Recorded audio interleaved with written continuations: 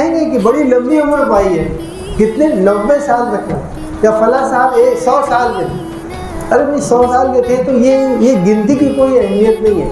اہمیت اس بات کی ہے کہ آپ نے اپنی زندگی میں کیا کارنامہ انجام دیا، کون سا اچھا کام کیا جس کو ہم ذکر کر سکیں۔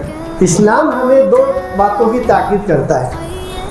ایک تو ہمیں یہ کہتا ہے کہ تم غلط کام سے بچو، جھوٹ مت بولو، دھوکہ مت دو، چوری مت کرو، دغا مت دو، لین دین میں گڑبڑ مت کرو، آپس میں بغض عداوت مت رکھو، حسد اور جلن مت رکھو۔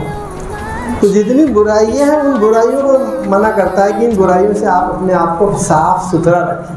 اس کے بعد یہ تاکید کرتا ہے کہ آپ کی زندگی میں ایک معیار ہونا چاہیے، آپ کی زندگی میں ایک کوالٹی ہونی چاہیے۔